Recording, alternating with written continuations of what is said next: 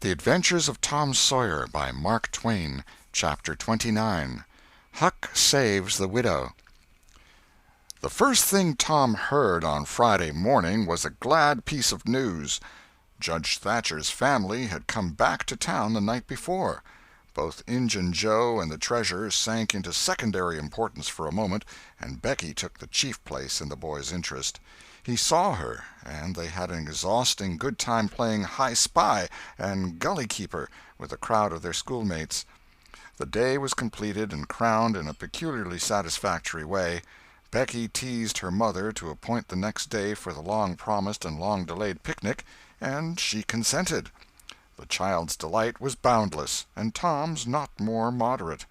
The invitations were sent out before sunset, and straightway the young folks of the village were thrown into a fever of preparation and pleasurable anticipation.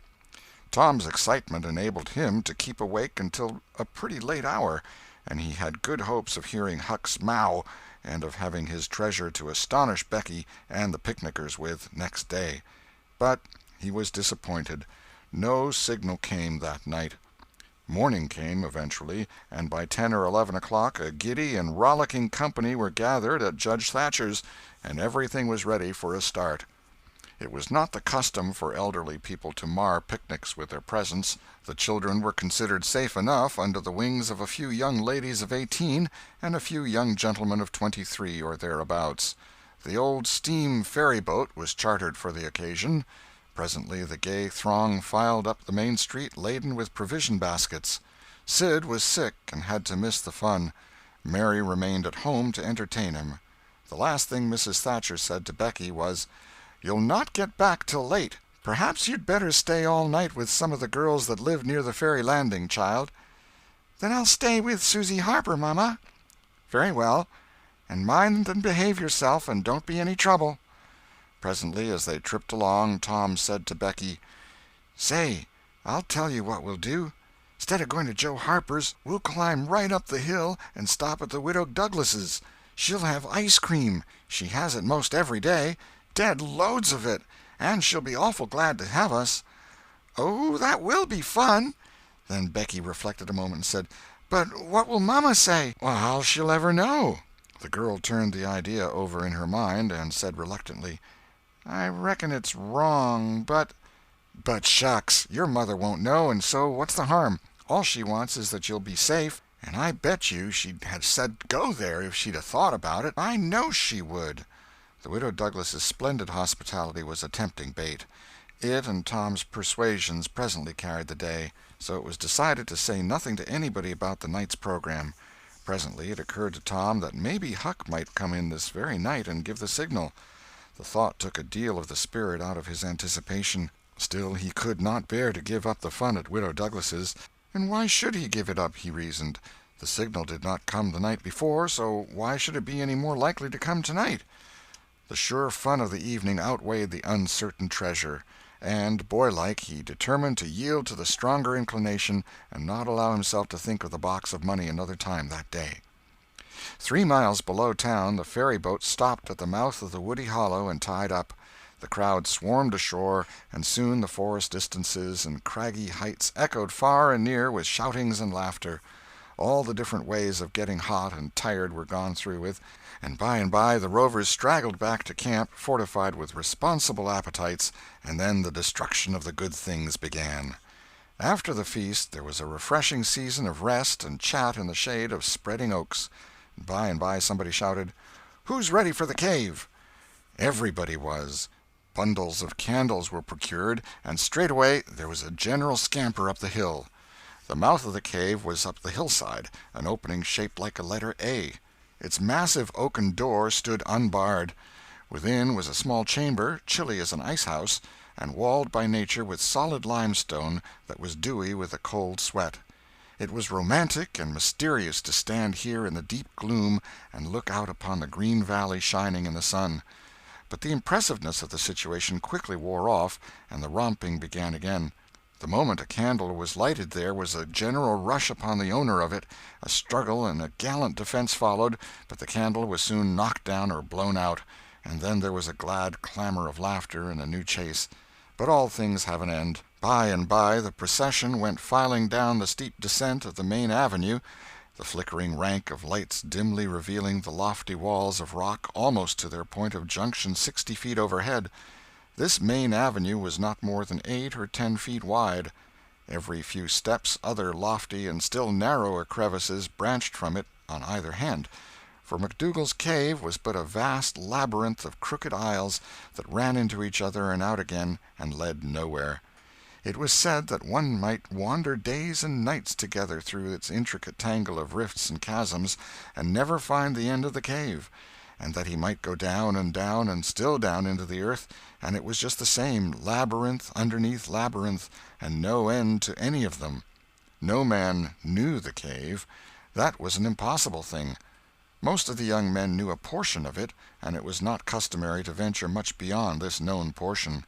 Tom Sawyer knew as much of the cave as anyone.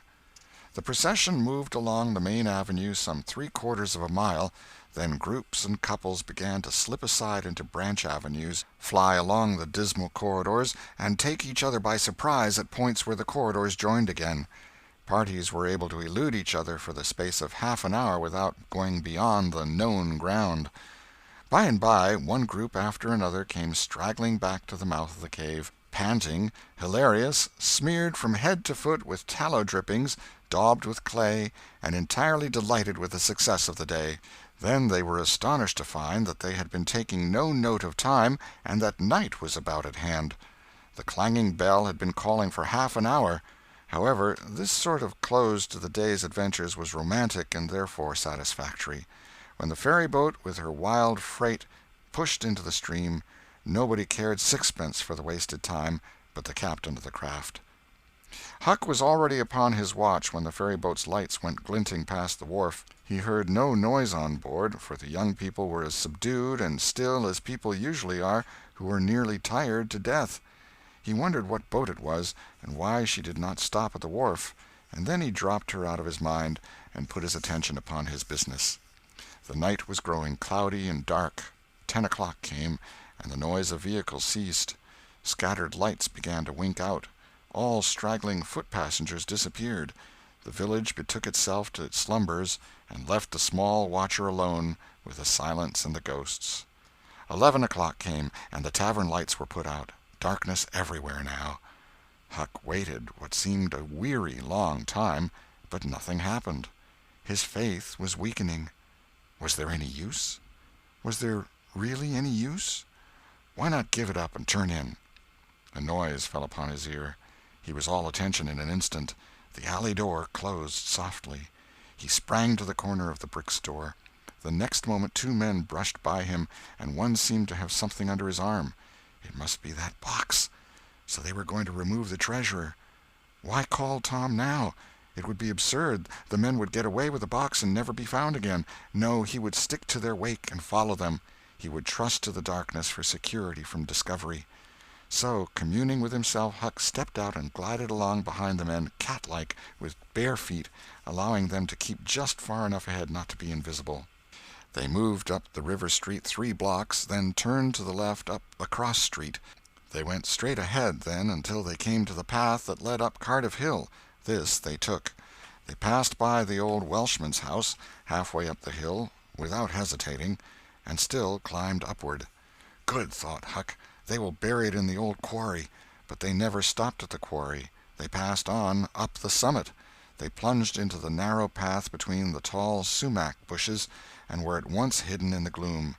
Huck closed up and shortened his distance now, for they would never be able to see him. He trotted along a while, then slackened his pace, fearing he was gaining too fast, moved on a piece, then stopped altogether, listened. No sound. None, save that he seemed to hear the beating of his own heart. The hooting of an owl came from over the hill. Ominous sound. But no footsteps. Heavens, was everything lost? He was about to spring with winged feet when a man cleared his throat not 4 feet from him. Huck's heart shot into his throat, but he swallowed it again, and then he stood there, shaking as if a dozen agues had taken charge of him at once, and so weak that he thought he must surely fall to the ground. He knew where he was. He knew he was within 5 steps of the stile leading into Widow Douglas's grounds. Very well, he thought, Let them bury it there. It won't be hard to find. Now there was a voice, a very low voice, Injun Joe's. "Damn her. Maybe she's got company. There's lights, late as it is." "I can't see any." This was that stranger's voice, the stranger of the haunted house. A deadly chill went to Huck's heart. This, then, was the revenge job. His thought was to fly. Then he remembered that the Widow Douglas had been kind to him more than once, and maybe these men were going to murder her. He wished he dared venture to warn her, but he knew he didn't dare. They might come and catch him.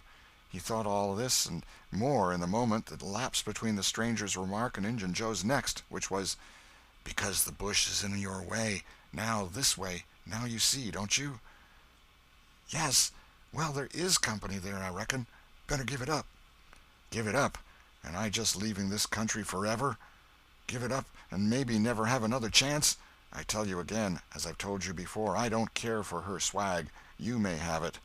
But her husband was rough on me. Many times he was rough on me. And mainly he was the justice of the peace that jugged me for a vagrant. And that ain't all. It ain't a millionth part of it. He had me horsewhipped. Horsewhipped in front of the jail like a nigger, with all the town looking on. Horsewhipped, do you understand? He took advantage of me and died, but I'll take it out of her." "Oh, don't kill her. Don't do that." "Kill? Who said anything about killing? I would kill him if he were here, but not her. When you want to get revenge on a woman, you don't kill her. Bosh, you go for her looks. You slit her nostrils. You notch her ears like a sow." "By God, that's—" "Keep your opinion to yourself. It will be safest for you. I'll tie her to the bed. If she bleeds to death, is that my fault? I'll not cry if she does. My friend, you'll help in this thing, for my sake. That's why you're here. I mightn't be able alone. If you flinch, I'll kill you. Do you understand that? And if I have to kill you, I'll kill her, and then I reckon nobody'll ever know much about who done this business." "Well, if it's got to be done, let's get at it. The quicker the better. I'm all in a shiver." "Do it now? And company there? Look here, I'll get suspicious of you first thing you know. No, we'll wait till the lights are out. There's no hurry." Huck felt that a silence was going to ensue, a thing still more awful than any amount of murderous talk, so he held his breath and stepped gingerly back, planted his foot carefully and firmly, after balancing, one-legged, in a precarious way, and almost toppling over, first on one side and then on the other. He took another step back with the same elaboration and the same risks, then another and another, and a twig snapped under his foot. His breath stopped and he listened. There was no sound. The stillness was perfect. His gratitude was measureless. Now he turned in his tracks, between the walls of sumac bushes, turned himself as carefully as if he were a ship, and then stepped quickly but cautiously along. When he emerged at the quarry he felt secure, and so he picked up his nimble heels and flew. Down, down he sped till he reached the Welshman's. He banged at the door, and presently the heads of the old man and his two stalwart sons were thrust from windows. "What's the row there? Who's banging? What do you want?" "Let me in, quick! I'll tell everything." "Why, who are you?" "Huckleberry Finn! Quick, let me in!" "Huckleberry Finn, indeed! It ain't a name to open many doors, I judge. But let him in, lads, and let's see what's the trouble." "Please don't ever tell I told you," were Huck's first words when he got in. "Please don't. I'd be killed, sure. But the widow's been good friends to me sometimes, and I want to tell. I will tell if you'll promise you won't ever say it was me." "By George, he has got something to tell, or he wouldn't act so," exclaimed the old man. "Out with it, and nobody here'll ever tell, lad." 3 minutes later the old man and his sons, well armed, were up the hill and just entering the sumac path on tiptoe, their weapons in their hands. Huck accompanied them no farther. He hid behind a great boulder and fell to listening. There was a lagging, anxious silence, and then all of a sudden there was an explosion of firearms and a cry. Huck waited for no particulars. He sprang away and sped down the hill as fast as his legs could carry him. End of chapter 29.